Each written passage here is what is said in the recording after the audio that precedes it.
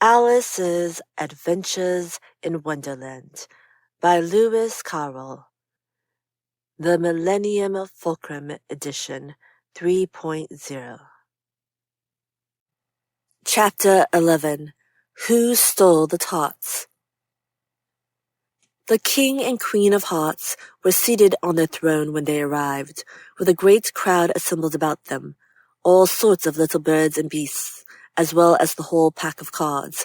The knave was standing before them in chains, with a soldier on each side to guard him, and near the king was the white rabbit, with a trumpet in one hand, and a scroll of parchment in the other. In the very middle of the court was a table, with a large dish of tarts upon it. They looked so good that it made Alice quite hungry to look at them. I wish they'd get the trial done, she thought, and hand round the refreshments. But there seemed to be no chance of this, so she began looking at everything about her to pass away the time. Alice had never been in a court of justice before, but she had read about them in books, and she was quite pleased to find that she knew the name of nearly everything there. "That's the judge," she said to herself, because of his great wig. Which, by the way, was the king, and as he wore his crown over the wig, he did not look at all comfortable, and it was certainly not becoming. "And that's the jury box," thought Alice, "and those 12 creatures." She was obliged to say creatures, you see, because some of them were animals and some were birds. "I suppose they are the jurors," she said this last word 2 or 3 times over to herself, being rather proud of it. For she thought, and rightly too, that very few little girls of her age knew the meaning of it at all. However, jurymen would have done just as well. The 12 jurors were all writing very busily on slates. "What are they doing?" Alice whispered to the Griffin. "They can't have anything to put down yet, before the trial's begun." "They're putting down their names," the Griffin whispered in reply, for fear they should forget them before the end of the trial. "Stupid things," Alice began in a loud, indignant voice, but she stopped hastily, for the white rabbit cried out, "Silence in the court!" And the king put on his spectacles and looked anxiously round to make out who was talking.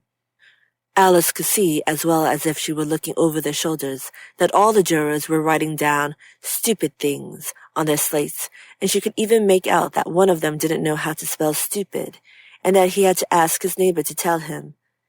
"A nice muddle their slate'll be in before the trial's over," thought Alice. One of the jurors had a pencil that squeaked. This, of course, Alice could not stand, and she went round the court and got behind him, and very soon found an opportunity of taking it away. She did it so quickly that the poor little juror, it was Bill the lizard, could not make out at all what had become of it. So, after hunting all about for it, he was obliged to write with one finger for the rest of the day, and this was of very little use, as it left no mark on the slate.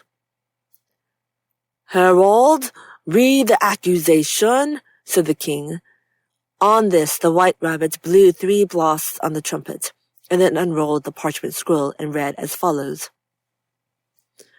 "The Queen of Hearts, she made some tarts, all on a summer day. The Knave of Hearts, he stole those tarts, and took them quite away." "Consider your verdict," the king said to the jury.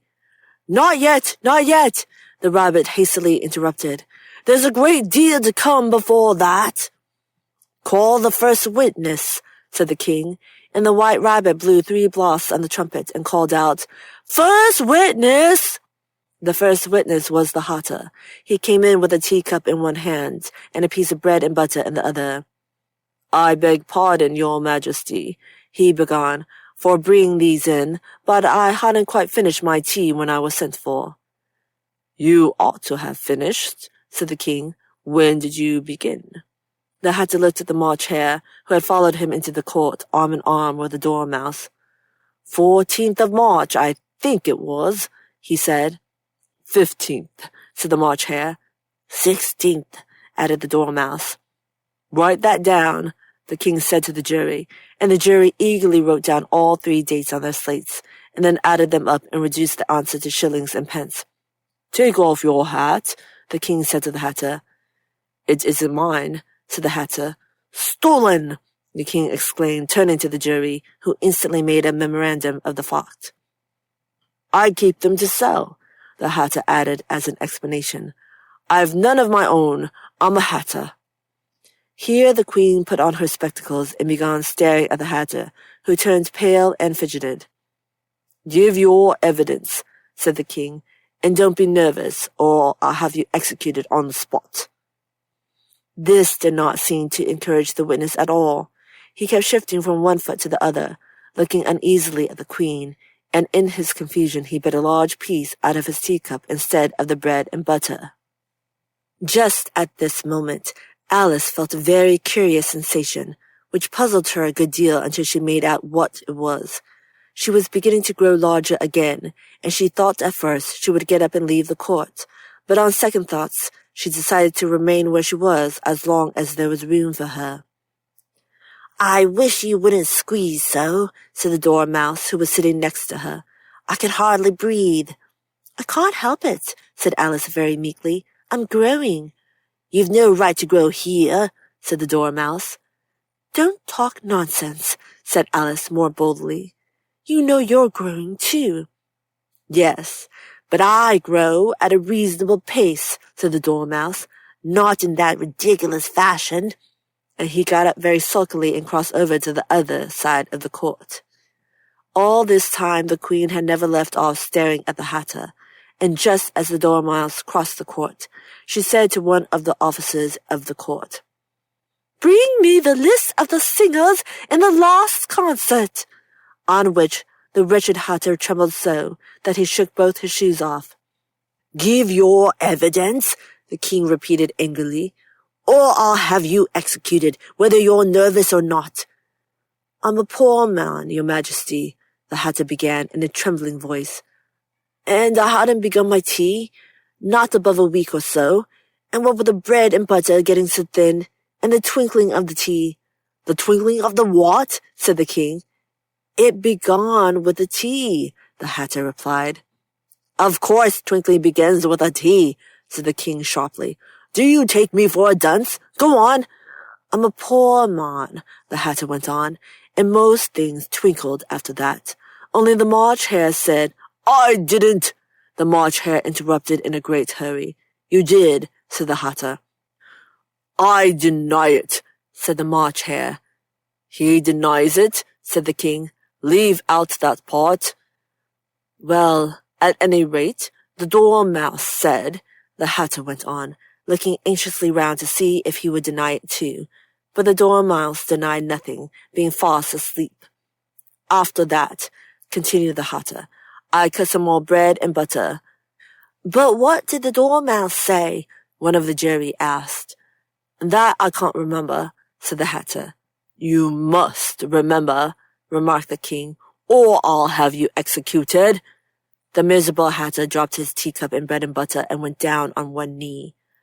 "I'm a poor man, your majesty," he began. "You're a very poor speaker," said the king.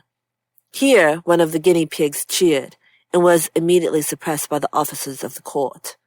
As that is rather a hard word, I will just explain to you how it was done. They had a large canvas bag, which tied up at the mouth with strings. Into this they slipped the guinea pig, head first, and then sat upon it. "I'm glad I've seen that done," thought Alice. "I've so often read in the newspapers at the end of trials. There was some attempt at applause, which was immediately suppressed by the officers of the court, and I never understood what it meant till now."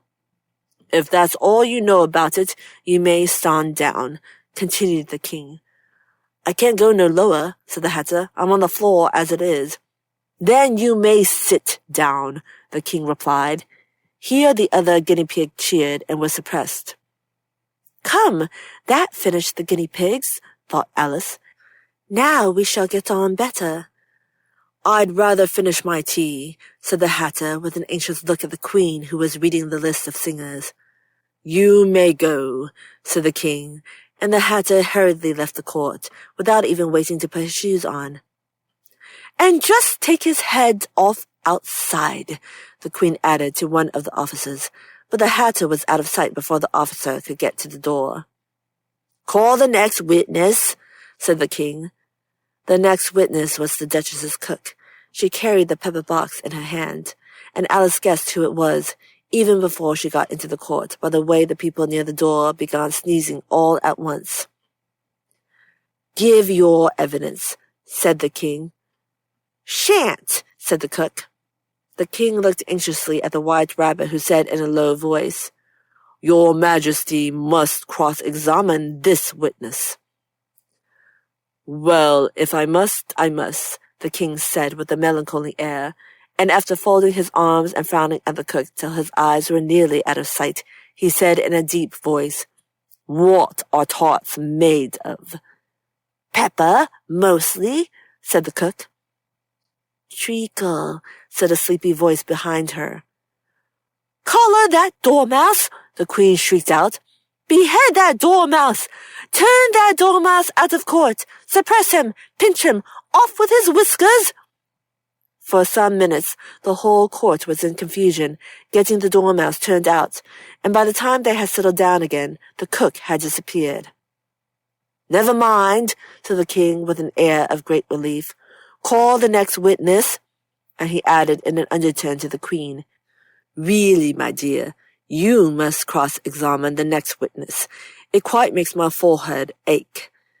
Alice watched the White Rabbit as he fumbled over the list, feeling very curious to see what the next witness would be like. Well, they haven't got much evidence yet, she said to herself. Imagine her surprise when the White Rabbit read out, at the top of his shrill little voice, the name, Alice!